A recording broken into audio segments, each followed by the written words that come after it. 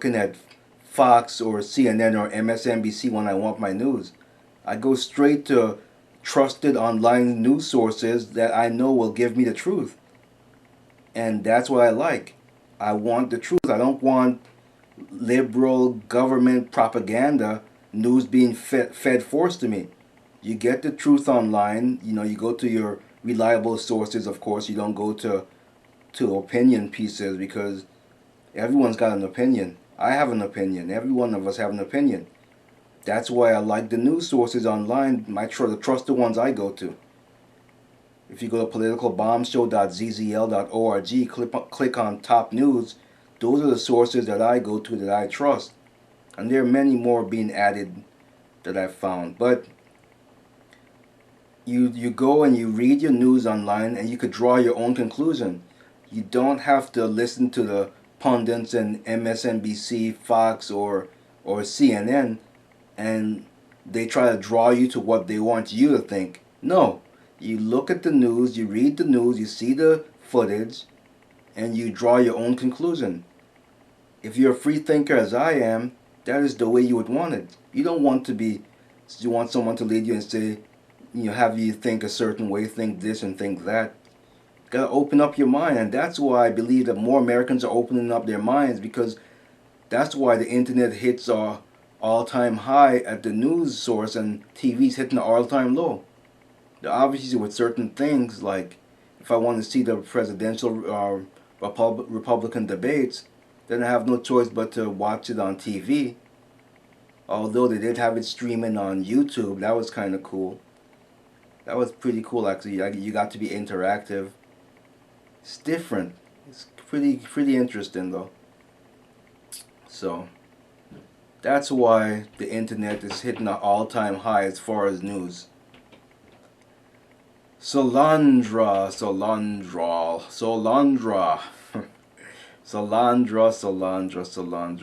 What a scandal, huh? Solyndra. These people, listen to this. Solyndra Execs Plead the Fifth at Congressional hearings more than a dozen times. If that just doesn't tell you that they're guilty, I don't know what will. Guilty is sin. I wouldn't be surprised if the Obama administration told them to keep your mouth shut and you won't do any jail time and you could get off with your $500 million or whatever amount they were able to keep. I'm sure they siphoned some of it back to Obama for his 2012 campaign. But moving on, let me read this article here.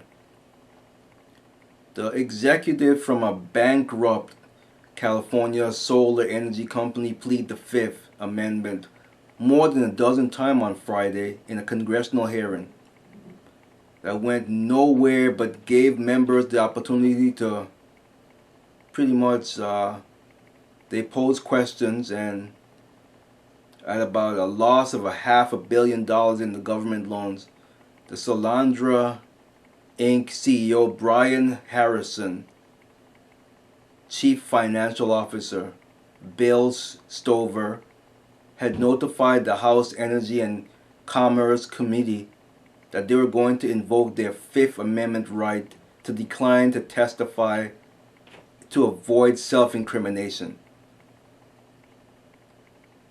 We have to get Obama out of the White House so we could get another president in there and throw these bums in jail, along with Obama and whoever else had anything to do with this scandal, along with the other two scandals that I mentioned last week. Now, here's another one that doesn't surprise me. It really doesn't surprise me.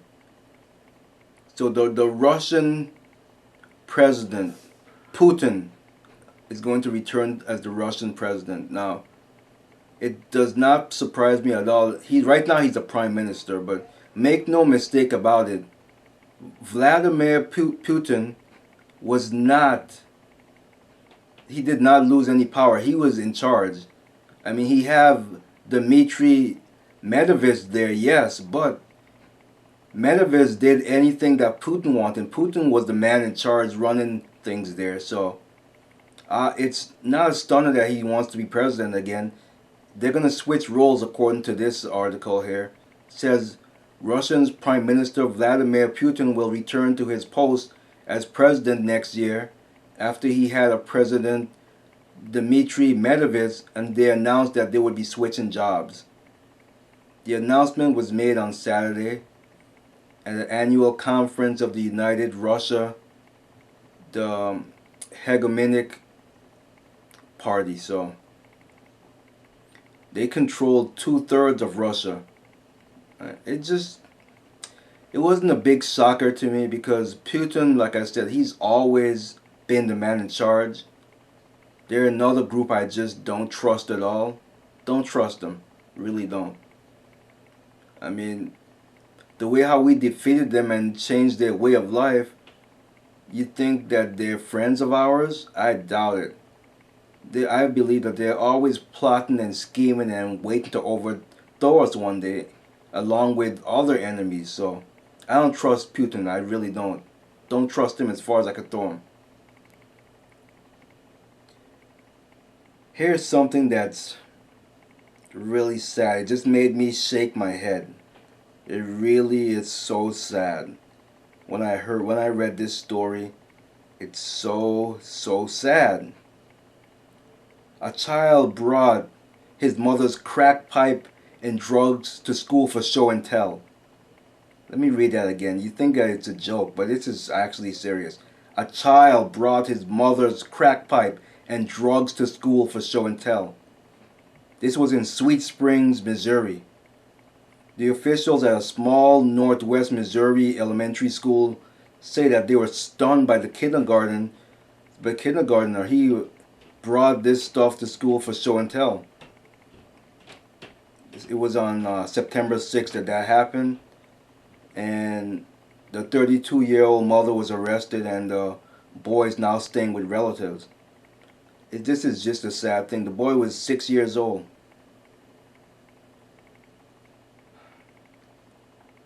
I really don't know what to say on that. I really don't know what to say on that. That's a shame. That's a shame that a mother would do that. So I don't know. And finally, I saved the best for last. The New York Post, they report that Obama is a lie as far as rich pays more taxes than the poor. Well, I always knew that. I just never knew the statistics. So let me just read this article to you. The truth. Households earning more than $1 million a year fork over on average about 29% of their income to the tax man.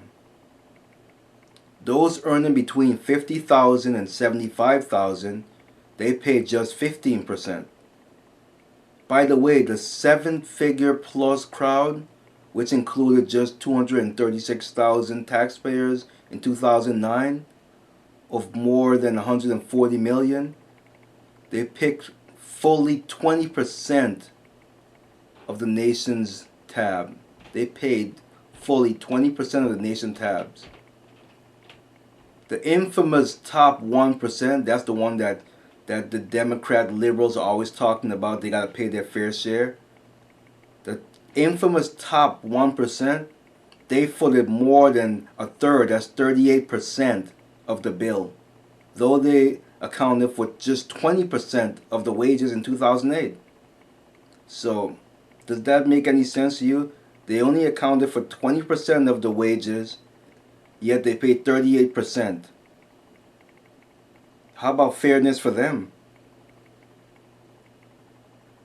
And the top 10% shouldered 70% of the income taxes, while almost no one in the bottom half paid a cent.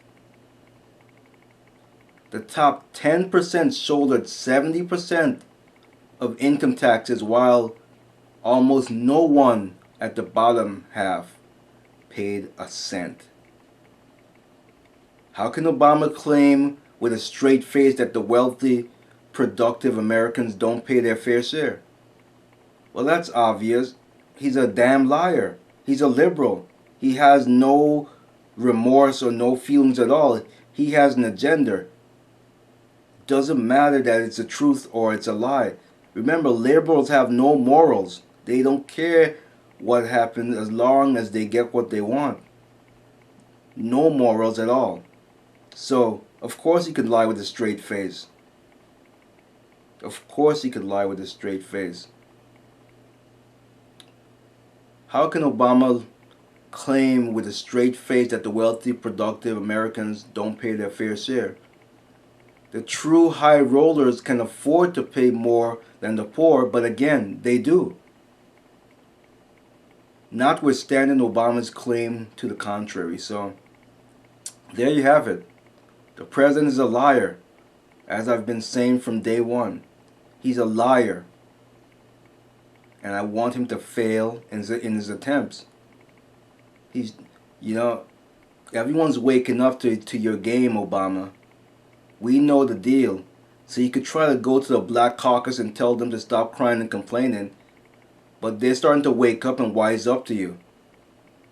So, it's not going to happen. It's going to be a terrible landslide, alright? It's going to be a terrible landslide in the form of getting you the hell out of there. And bring all the other Democrats with you. And the moderate Republicans as well while you're at it. That's how I see things.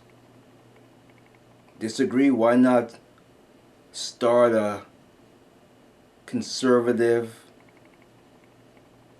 or have a conservative rather conversation that's not involving you insulting me? Like today, this was interesting. I do something pretty interesting. What I do is I will go into the lion's den, so to speak, and I will fight within that den to get people to know my position. That being said, I will go to places like blackinamerica.com and I will fight all those Democrat liberals in there. Now, I don't care that I'm outnumbered. The truth would always prevail. So I was in there, and I couldn't believe this woman. This 61-year-old grandmother was arguing with me. I forgot exactly what it was. I can't recall. I'm sorry about that. But I told her, listen, Grandma, what you need to understand is that Obamacare is not your friend. You seem to have forgotten that they will just tell you to take a blue or red pill. That's why Herman Cain's story really excited me, because thank God he was able to beat the cancer. But if Obamacare was enacted, he would not have acted so fast. He would have to wait for a bureaucrat to tell him when he can get his appointments, and he would have been dead. Cain is right on that. So Grandma, instead of arguing with me, I told her you should really think about what you're saying, and you're not Obama's care. You're not in the, it's not in your best interest to support this president, because if it was up to him and you had an illness, he'd tell you to take a blue or red pill. So you know what she told me? She rolled back and told me that I'm being ignorant. So there you have it. You tell a liberal Democrat the truth, and they accuse you of being liberal, and they attack you. They attack you. So it's up to you, Grandma. I'm not gonna waste any more of my time trying to convince you, because you seem to be hell bent on going to an early grave.